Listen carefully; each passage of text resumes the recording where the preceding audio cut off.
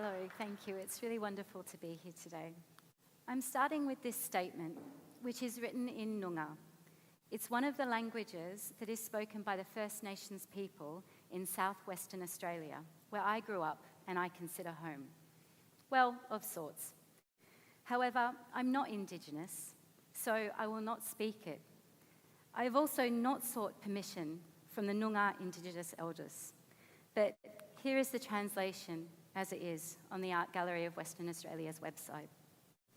The reason why I start with this acknowledgement is that as an Australian, it is important for me to acknowledge First Nations people here and back home and their connection to land and country. This is something as a white Australian I'm only just learning more about, as this knowledge was never really accessible when I was young. It is a common statement we hear nowadays to show respect to the original custodians of the land. And the concept of country and its value and connection to community and people is something that I am learning more about. And in turn, it's helping me understand my own place in the world as someone who exists in an in-between state, some place and no place, in between a colonial legacy and a native environment. What do I mean by this? Let me introduce myself a little further. This is my story. I am Australian, and I'm kind of uncomfortable with that. This discomfort makes me restless.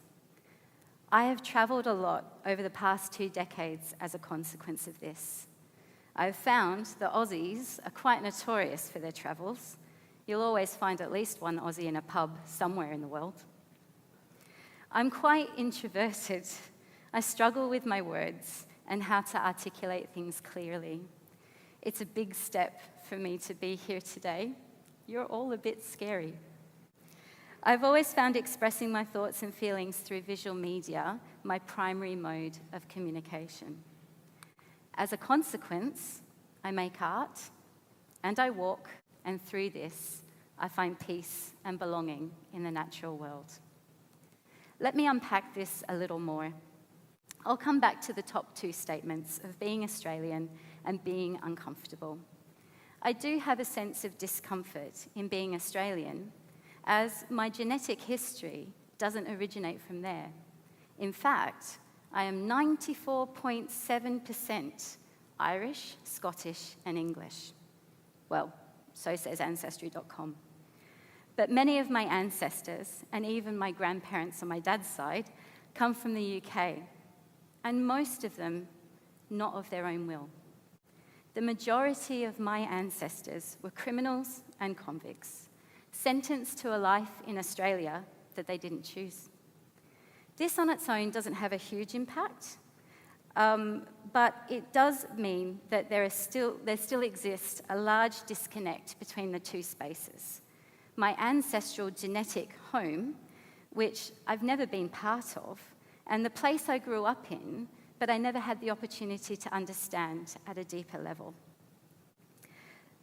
So this discomfort is a feeling of being in between, and home is more of an idea rather than a physical location. Some place and no place, and at the same time is manifested by restlessness. Walking is, and always will be, a resolution to this discomfort. By being present in my environment, wherever it may be in the world, and being aware of my surroundings and taking in the environment, it helps me connect back to the earth. And this goes beyond borders and goes beyond my identity as being Australian and allows me to connect to country in my own way.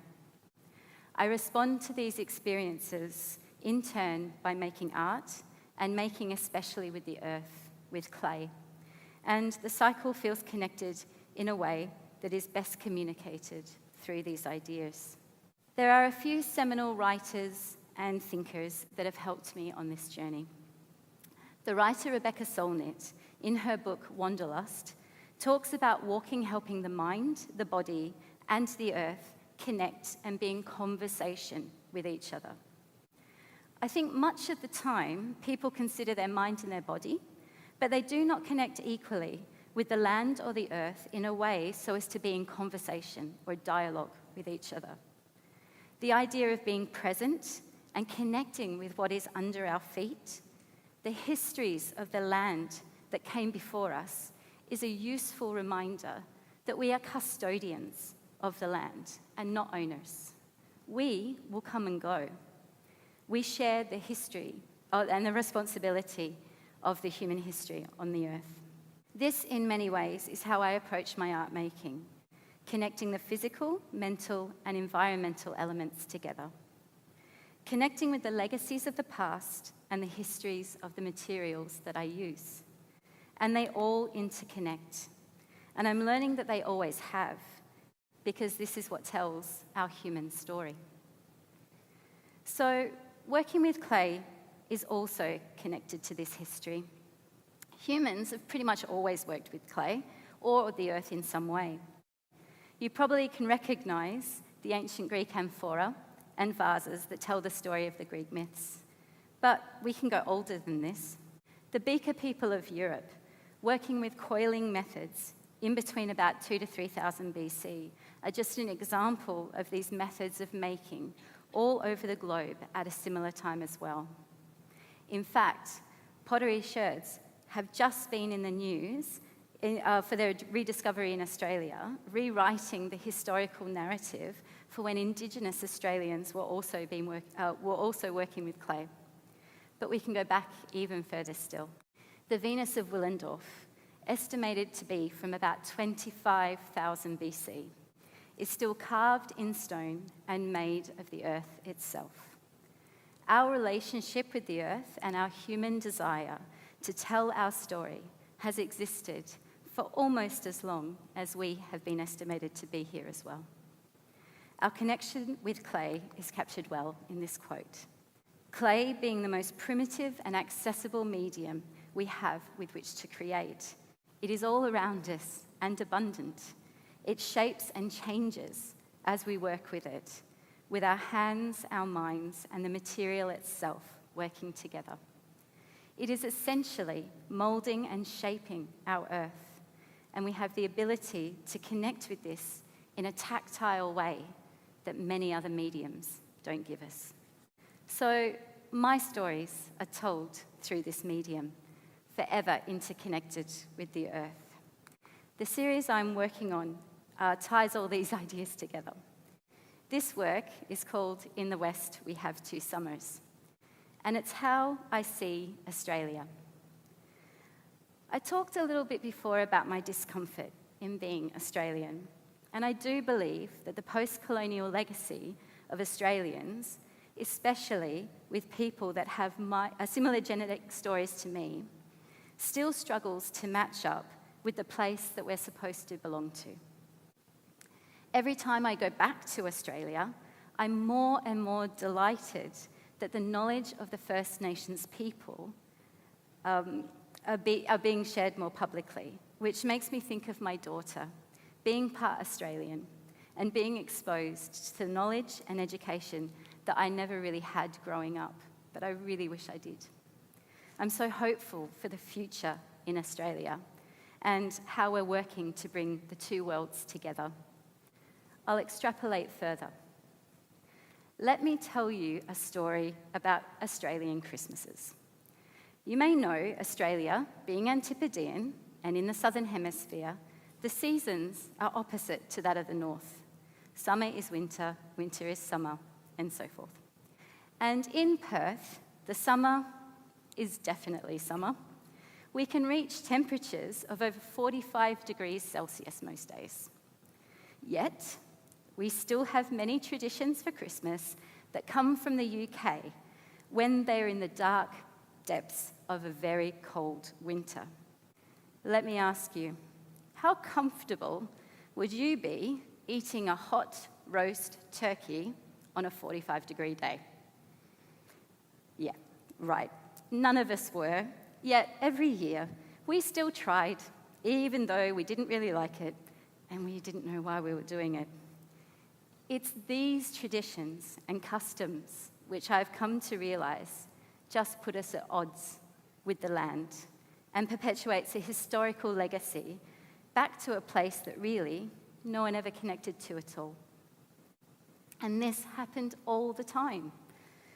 Halloween, a holiday observed in many Western countries, stems from the European tradition to prepare for the cold, dark winter ahead. We would dress up in costumes on a 35-degree day, makeup melting, preparing for more hot days ahead, never really knowing why, but still enjoying the sweets, even if they were melted. In contrast to this, the information about Indigenous Noongar seasons were becoming more well-known. There are 6 seasons in Noongar, with 2 summers. All of this makes so much more sense. Winter in Australia isn't something that you batten down the hatches for as you prepare for the long, dark days, like in the UK, but it's a cooler relief from the heat of summer. It is a time of renewal and growth, not the dying off of resources like it is in Europe. So this knowledge changed my world, and it helped me understand so much more the place I used to call home. And my work represents this revelation, while still acknowledging both histories. The 6 vessels representing the 6 seasons have the bases inspired by native flora and fauna in WA. The bird's nest of the magpie, the seed pod of the Marri eucalyptus, the banksia, the quangdong fruit, the wattle, and the balga. The lids, however, are patterns inspired by pottery designs from the time periods in which my ancestors were sent to Australia from the UK, hand-painted using colours to represent each season. Together, these 2 halves, made in different kinds of clay, make a whole, which kind of fit together, but are still contrastingly different at the same time. We cannot erase our past history and the issues and the impact that came because of it, but we can bring the 2 together to create a new, different whole. They're both of the earth and carry that ancient legacy with them too. And this is how I've been able to dig deeper into my own past and aim to provoke a conversation to create a better understanding of how our histories, for good or for bad, can make us better. And so, as I wrap this up, I ask of you if you feel compelled to do the same. How might you dig deeper to understand your own personal histories and the myths that might surround them? How might you pause and consider the complexities of your own identity and your connection to place? And as a consequence, what might you discover about yourself? So for me, yes, I'm still uncomfortable with being Australian, but recently, I think I'm more comfortable in that discomfort. Thank you very much.